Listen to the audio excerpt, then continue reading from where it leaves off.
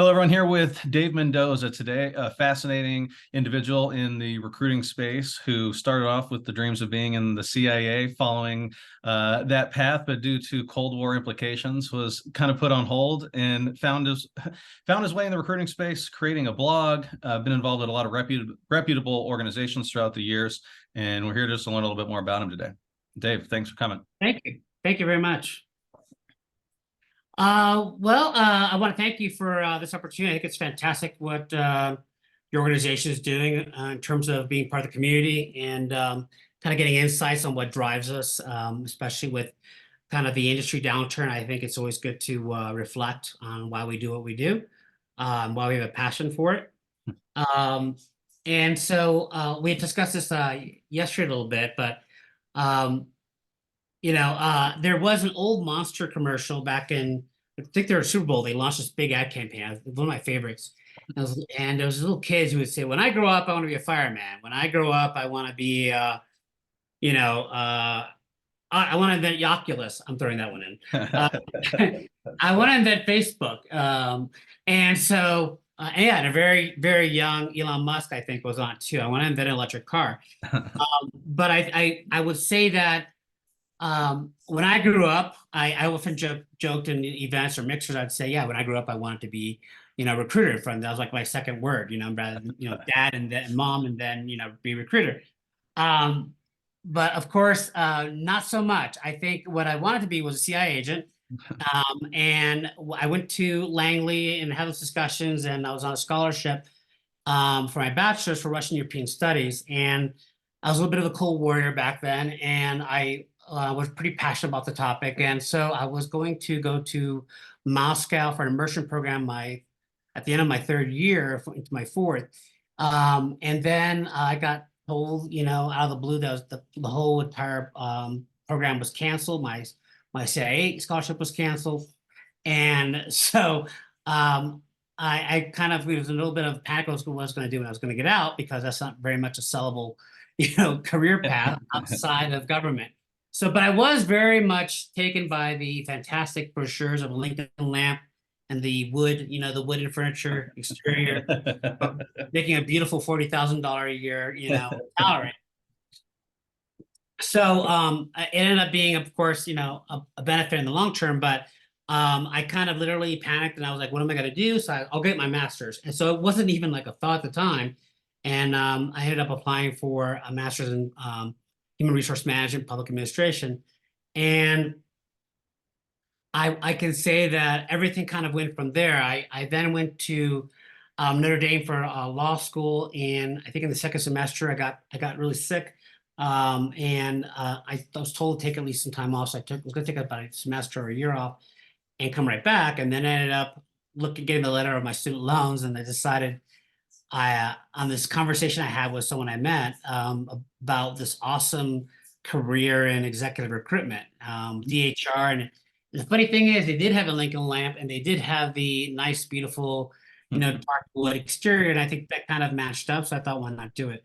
But that was back in the day when there were still AOL, with the dial-up sounds that would break your ears. And a few things have changed, others not so much. I'm still doing exactly what I did back then, which kind of excited the leadership at that firm, which was patent searches and a little bit of early idea about reverse engineering competitors, etc. And that was kind of something that was kind of not in the book or the manual, so to speak. Mm-hmm. But I then, the transition for me, as for a lot of colleagues I've had discussions with, was, being an early adopter on LinkedIn. I think LinkedIn changed everything. I think I was like very early with the invite. I remember, I want to say I was somewhere like number 1,000, somewhere in that range, but very early. Yeah.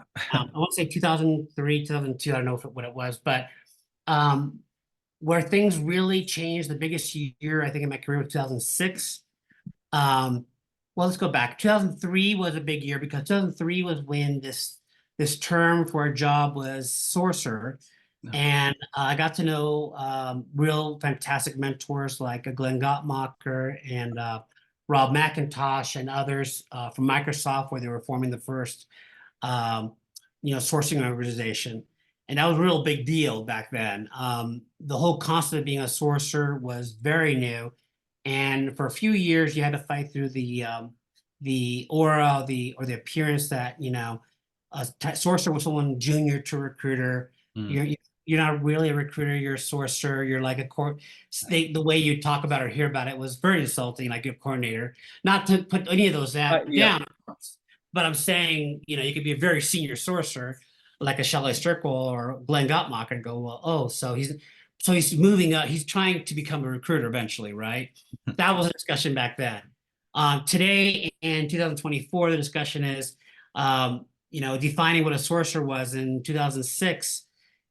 You'd hear someone, this actually did happen, and there's a mixer in Vegas for recruiting blogs, which, well, I'll go into that story too. But recruiting blogs, and there was a couple of recruiters from Nevada there, and they go, yeah, I'm a sorcerer, I go, oh, really? What do you use? They go, oh, I use Monster and Dice, I and source through. I have my applications that come yeah, in I searched through from my the application. board. Yeah. I go, oh, that's interesting, and you just try not to roll your eyes a little bit, but now the conversation is, I mean, it's kind of sorcerer gets such a bad rap because then so first it was, you eventually want to aspire to be a recruiter as opposed to sourcing as its own function, as an analysis, as being a researcher, Hmm. which has its own place for pipeline, and which I think is instrumental and absolutely indispensable as part of the talent organization. Um, and sourcing now runs into talent strategy and led into was a real big driver, I believe, that pushed recruiters, in my opinion, not the other way around, into social recruitment as a whole. I think they were drivers. But now in 2024, now that there's sharing the title with sorcerers in procurement, and so a sorcerer gets excited about an opening in this downturn, and it ends up being a category sorcerer buying Yep. materials. So I've it's seen it, that as an aside. When I'm searching for contract sourcers for sales on our end, and then I yeah. realize they're all procurement. It's like, damn. And I myself apply to in a situation where I find out after I finish, they go, it's category management, procurement. So I think that so going back into where things really kind of progressed in that situation in '03, I think I started becoming really involved in conversations about what sourcing was and deep search analysis, except competitor research, which eventually became now talent intelligence in this kind of mainstay. But um, we're kind of trying to break through in that respect, and I think then the blogosphere started, and I was replying or commenting on other people's blogs, um, and I think things really then changed for me with recruitingblogs.com, and that was run by Jason Davis, Canadian out of Toronto, and very kind of primitive site where you had these little blocks you use for advertising, but I Yep. think he's an amazing innovator in his space. Give him a lot of credit for really changing the discussions and the way that social recruitment changed. I think he's kind of one of the unheard heroes of that epic. I was then invited to be a partner on that effort, and so that's why I started traveling. And I think in '06, I meant people kept asking me when I was going to start my own blog. And so in '06, my first blog, 6 Degrees from Dave, which is now an outstanding place for handbags and shoe apparel. That's a whole nother story. In Vietnam, no less. Um, it was originally this blog created, and the first blog post was about how fascinating it is to create a blog and do a blog post that's read in Romania, or in Tajikistan, uh, to share thoughts about something or other. And and it's still kind of a fascinating concept because the internet was, now what, I'd say about 10 years old at that point. And and that was my first blog post, I remember. Um, and from that point onward, there's tagging. You didn't essentially know where that was going to go, but it did Yeah. somehow get more clicks. And then I was running a feed through recruitingblogs.com of my every post. And then it connected to actually this is a funny story. Now, not then, but somewhere around 2006, 2009. So I'd already hit 30,000 connections. And I had this thing where my blog kind of blew up. And I had this thing on Fridays or every other Friday where I'd say, if you want to connect on LinkedIn, I would let me know and I'll feature your name Yeah. and I'll link to your LinkedIn profile. And so people were actually interested. And so I would run about 10 or 15 names. The list got bigger and bigger and bigger, people wanting to get involved. Now, that's a big deal now, not now, of course, but back then there was a real conflict, I would say, where you had to evangelize connecting and being part of the social recruitment blogosphere and in general, where people would not connect with you because they didn't know you. Mm-hmm. And it wasn't simply about not knowing you, period, obviously, but if I don't know that recruiter or I've worked with that person, I'm not connecting with them, Mm-hmm. because that would dilute their brand personally. Before brand was a word, right? And so Mm-hmm. work within our industry. And so that became kind of my influencer touch where I was invited to speak at a few events through recruitingblogs.com, and I was evangelizing social recruitment and paying it forward and connecting, and how connecting would directly bounce back and boost your status as an influencer for the company as a brand, Mm-hmm. as an employer of choice. And that became seductive for a lot of individuals who were very negative towards connecting. In fact, in Australia, an invite to speak at a conference there, and it's kind of a cool story. There was I think I mentioned this before. I mean, I'm from Hackensack, New Jersey, and before years later, I mean, the only mention of Hackensack, New Jersey, for anyone who doesn't know where that is, it's near New York City a little bit. But the only other mention I recall was Superman, Christopher Reeve, the original Superman, when he was stuck with kryptonite as a chain in a pool from Lex Luthor. He had meant Lex Luthor's, with the villain says what his plan is, and just reads it all out to you. He said he's going to send out two nuclear weapons he had stolen, one to, I want to say Russia, and the other one was going to Hackensack, New Jersey. And what's really funny about this is that the whole audience, I was 8 years old, I think at the time, everyone was cheering. And you realize how funny it is. Oh, yeah, we're going to be nuked. Hackensack. We're in the movie, yeah. Yeah, I was kind of fan. And so this first generation American kid from Hackensack, New Jersey, was all of a sudden in Australia talking about social influencing, social recruitment, and connecting and paying it forward. And I was a very, especially in Australia, but still I would say largely so in the US, there was this huge, a very significant proportion of the population of recruiters who were still very hesitant to connect with you if you didn't know them. And so, and more so if you're trying to connect to a talent leader, Yeah. looking at a job. And so, and I think even then, I think there was a very low emphasis on jobs on LinkedIn at the time, if I'm correct. But in any case, there was a lot of pushback from the audience about connecting with someone you don't know. And I to this day I still don't know what that fear was, but it was a very, very vigorous debate with the audience about that. Mm-hmm. And so I had this yellow paper, this yellow there's an accident or there's a crime scene, that yellow Yellow paper. tape. Yeah, yellow tape. And that brings in an old friend of ours, Chris from Avature. I did this the first time in Chicago. I had this tape, and it was a last second idea. I ran to CVS, I think, to get this. And this is where it becomes part of the story. So I it worked really well in Chicago. I did it again in Australia.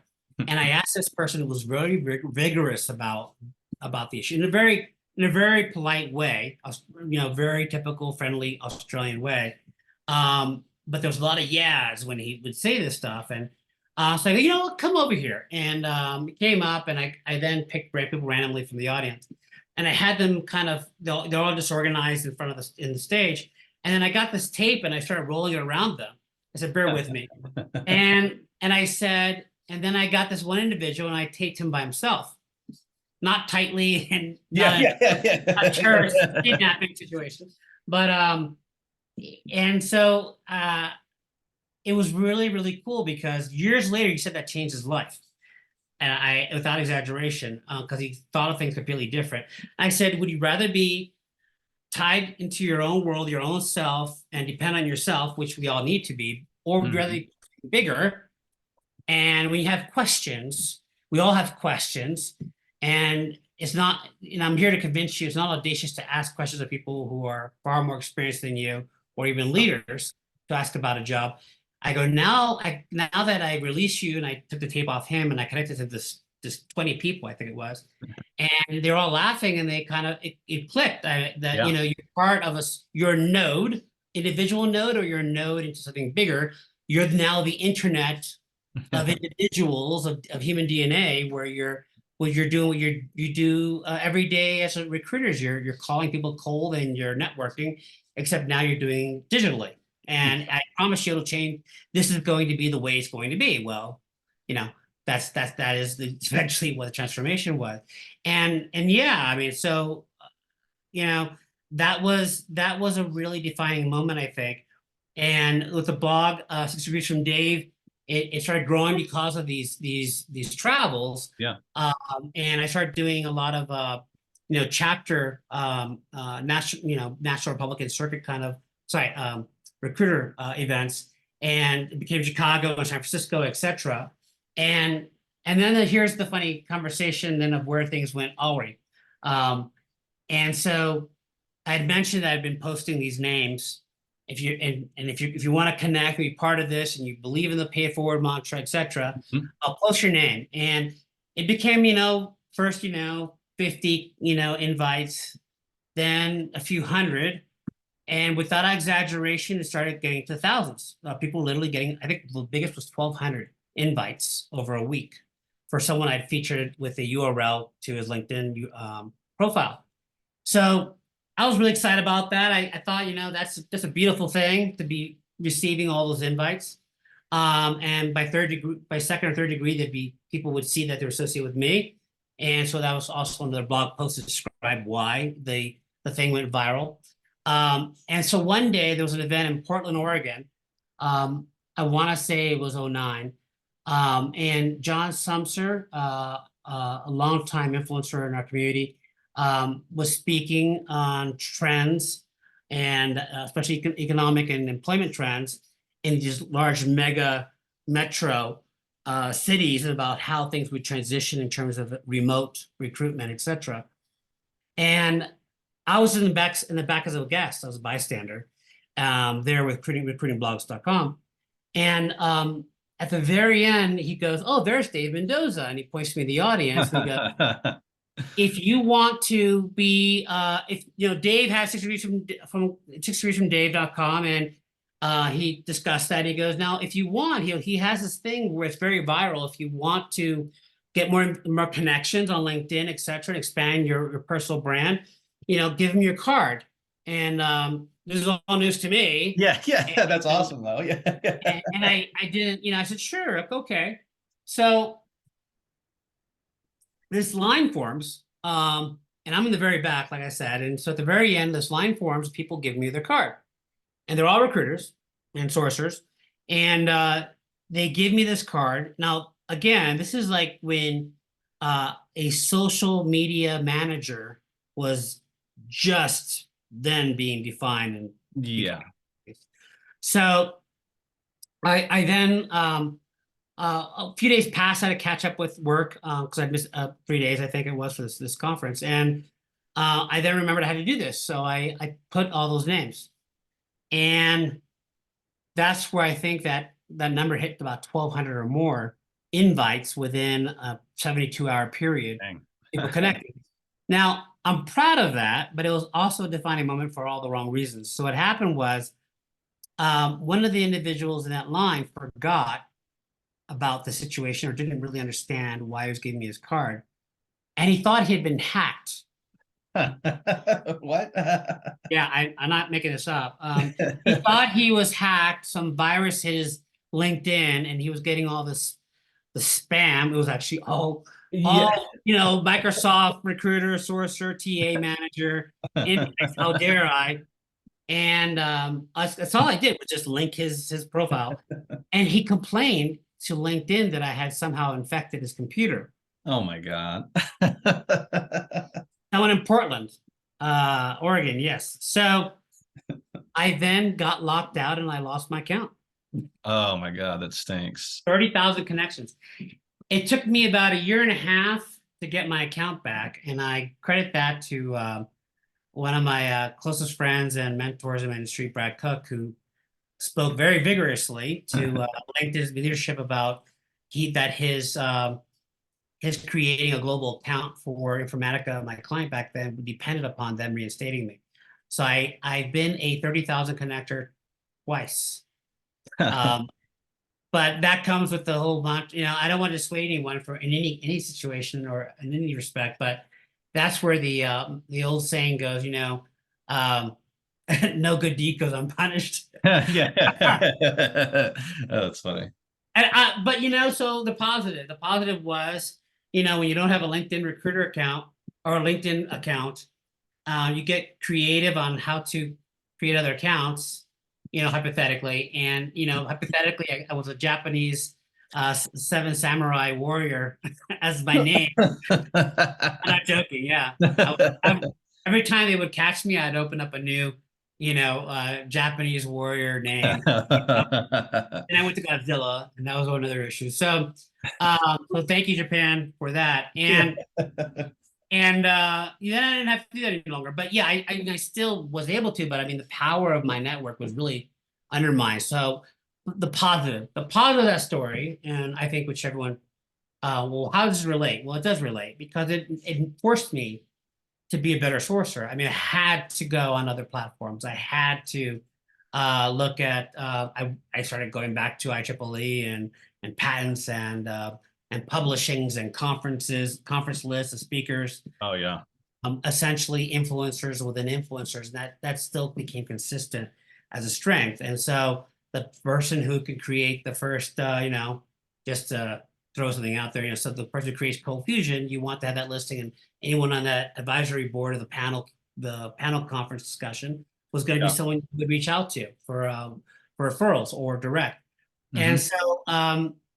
so all those little points that seemed disparate and had no connection with each other at the time, looking back, had an enormous impact in one way or another. And there's other great sourcing leaders out there like Dan Harris at Apple, John Turnberg. John Turnberg is at Apple as well, and I think he had one of the coolest stories when he worked at Tesla, very early on, very early Tesla. Okay. I want to say before the S launched.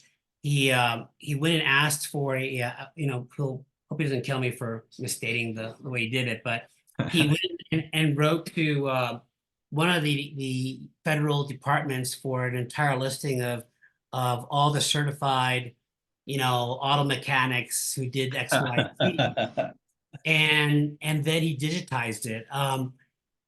Those are all kind of the way, people who do sourcing or recruitment in general, the passion is being innovative and thinking out of the Hmm. box.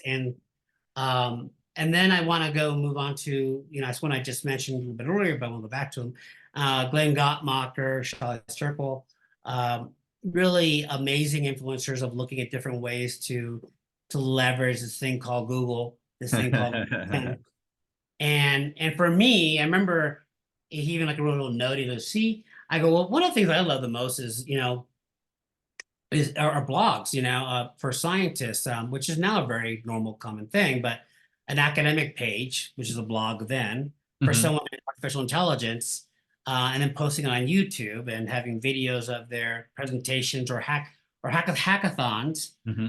Um, all those little disparate points of origin for someone, that would return back, 10, 15 years later as kind of my, religion, so to speak, of how you should always have multi-point references for any of your talent data in your pipeline.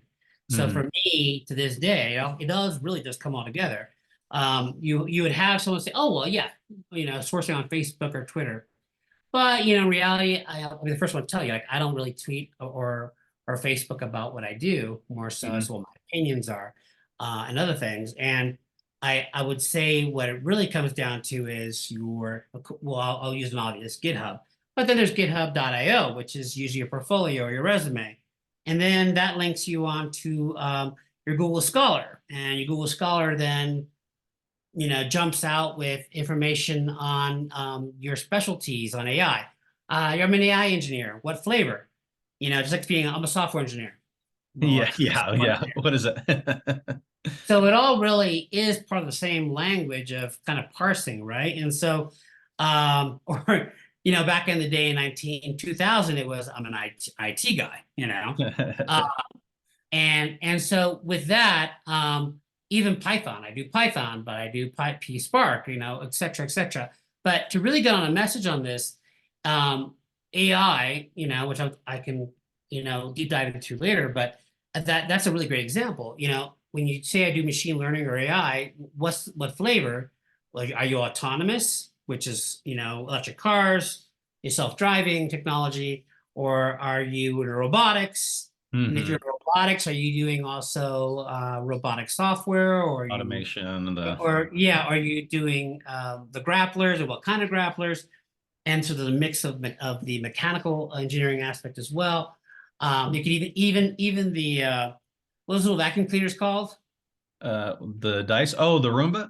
The Roomba. The Roombas, those things One of right. the first robots. So and still so, right? I think Amazon actually bought that company, by the way. I am too, and there was a lot of conspiracy about them They're all getting true. sent to your house, They're and all true, by the way. yeah, right. No, you're on a good point. Yeah, wait. On that point, it's actually a good point, so that I don't get misquoted. Amazon, I love you. Yeah. No, and AWS, I love you. No, for in a useful, out of the box thinking, magnificent conceptualization, the Roomba. And again, yes. So I'm going. I'm sure, in large part, I must be misstating certain parts of it, but the vision aspect of a Roomba and depth perception, um, and uh, and the state estimation of distances, etc. Mhm. Just as much as the being excited on your iPhone of being able to measure, doing this with your iPhone to measure a space on a wall, the Roomba does that. Yeah. Uh, and that also helps. So if you go to buy a couch, you have an estimation kind of built in, or the vision is long term to do an estimation of where all your furniture is, and then make suggestions. Like Yep. it says, you want to use this this kind of couch, a three-piece. I think only a two-piece will fit here in that Yeah. space because the Roomba is feeding that information.